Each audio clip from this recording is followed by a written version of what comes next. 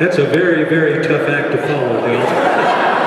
You never want to follow grandkids and a very dynamic speakers, but I think everybody heard what you had to say. My name is Jan Cahill. I'm the Executive Director of the Montana Association of Community Disability Services. We're a provider association of 34 providers from Libby to Honeywood to Ekalaka to Lima and all points in between. We provide services to 4,996 adults and children with developmental disabilities in approximately 75 group homes and various sheltered workshops across the state. I do want to take this opportunity just to thank Senator Wanzenreed for his fine words and also point out that we have several legislators visiting with us this afternoon who deserve a round of applause for all that they continue to do for our services. Specifically, I would like to point out Senator Mary Cafaro, Senator Christine Kaufman, and Representative Tim Fury for their tremendous work on behalf of human services.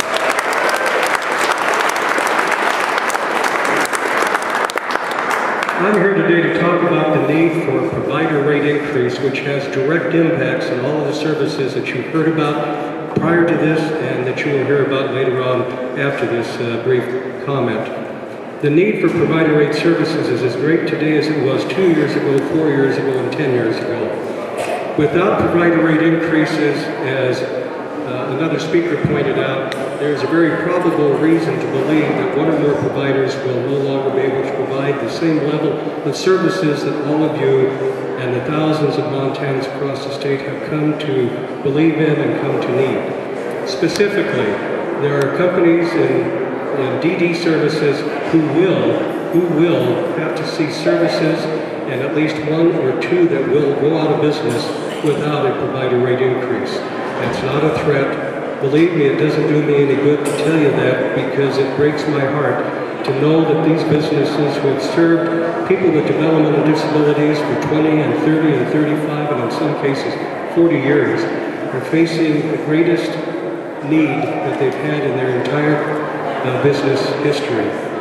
There will be companies that will no longer provide services. That doesn't mean the need goes away. Obviously, the need remains the same. It's just spread out with fewer and fewer providers.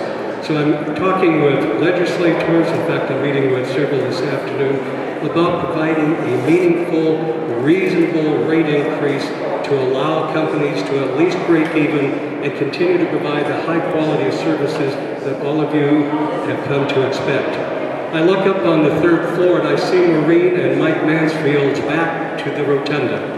I can guarantee you that Maureen and Mike Mansfield would never turn their back on the needs of human services. And I would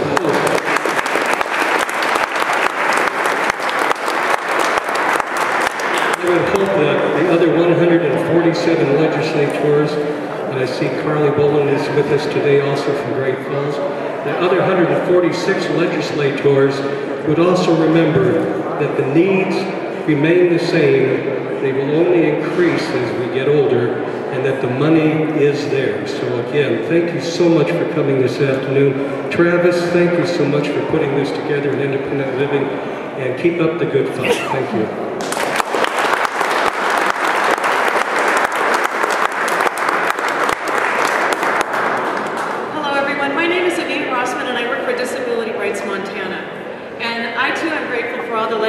Who are taking time out of their short lunch hours to listen to the folks from this community of people with disabilities and for their support and their votes.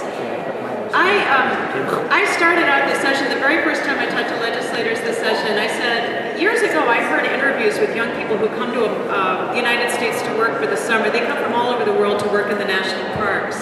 And one young woman in particular who came from Eastern Europe, I remember the interview with her because she said, she was asked, what stands for America? What do you think America is now that you've been here for a few months? And she said, I was standing at a bus stop next to a woman in a wheelchair. And the bus pulled up, and the woman in the wheelchair got on the bus by rolling onto a lift, and I got onto the bus by walking up the stairs. And I was thinking how I've got an aunt back home who's stuck in her house, who doesn't have the option to get around the community on her own. And I thought, that's America.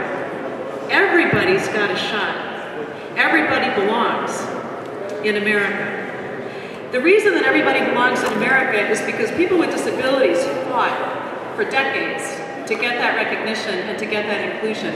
And we've got a great system of civil rights in this country thanks to the advocacy of people like you.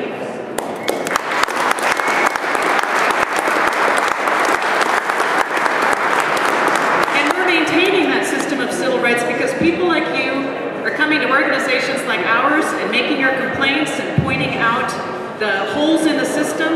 You continue to litigate, you continue to demand your rights, you continue to push the envelope. But the other thing that you have to remember is that those rights don't matter a whole lot if your basic needs aren't met.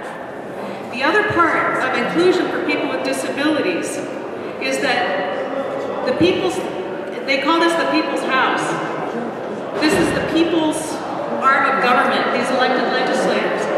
Those folks have come here decade after decade, Republicans and Democrats alike, and agreed to fund the human safety net, the human services safety net that makes the dignity and the health and the inclusion of people with disabilities possible. There's no constitutional right to those services. There's no constitutional right to that funding. Those services exist and that safety net is here because of the advocacy of people like you and the support of legislators elected year after year who come here and make that decision to fund those services. You can't let down your vigilance. And like Claudia Clifford said, we have the money. So the decision being faced by the legislature in the next few days as they debate the big budget bill, House Bill 2, is whether they're going to use the resources that we have in the state to continue to support people with disabilities and people who need help in order to be included in our society. Tell the legislators when you talk to them in the next few days, the money is there and the choice is yours. Thank you very much.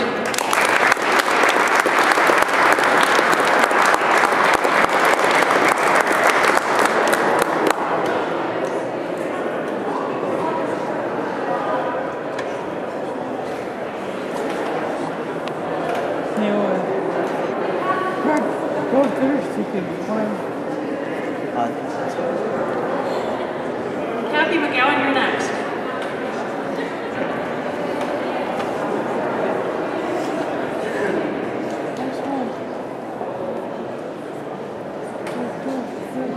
This is impromptu.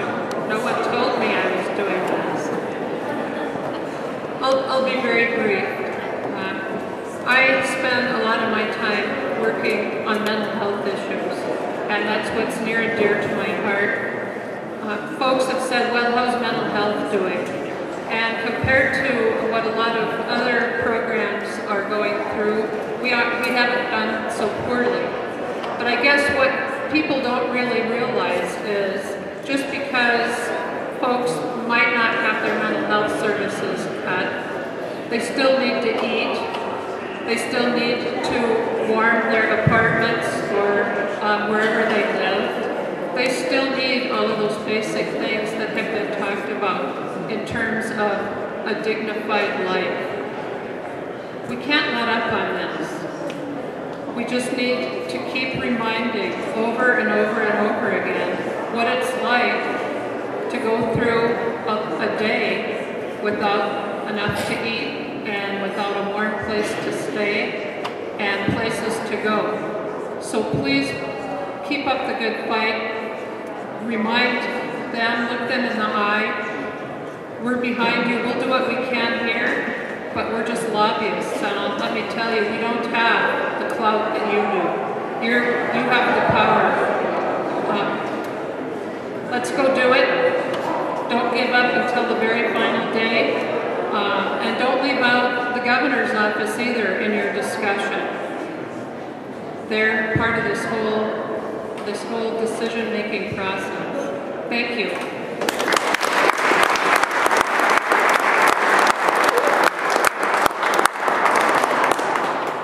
Good afternoon. My name is June Hermanson, and I am the director of the Montana Youth Leadership Forum. I have the honor to represent and speak on behalf of youth with disabilities. the largest minority group in Montana public schools. These young people, there are so many bills in this session that affect youth with disabilities, whether it's a bullying bill sponsored in the Senate or the budget bill. But you and I, and the legislators that are our champions for our issues are going to lay a path this session, right now, today, in regard to how we're going to approach and advocate for the generations to come. They are the future. Please go forward. There's champions on both sides of the aisle in this session that are standing up for you. Visit with them, thank them, and the others educate them. It is so vital. We take some things for granted for those of us maybe that helped implement the Americans with Disabilities Act, and younger generations don't know that people with disabilities are the ones that have had the last civil rights law in this country. And we want to ensure that the generations to come behind us have that same opportunity. So as you go forward today and work with your legislators in regard to restoring the cuts, please remember there's a youth watching you.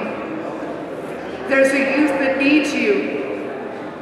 There's a youth that you can mentor.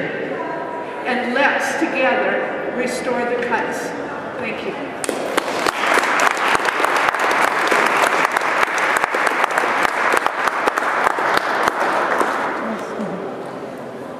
This concludes the speaker's portion of the event. I would like to thank Senator Wansbury and Travis Hoffman and Deb Lester from the Area Association of Aging, and AARP and Big Sky RX and DR and Disability Rights Montana, and all of those who spoke here today. And I'd like to thank all of you who've attended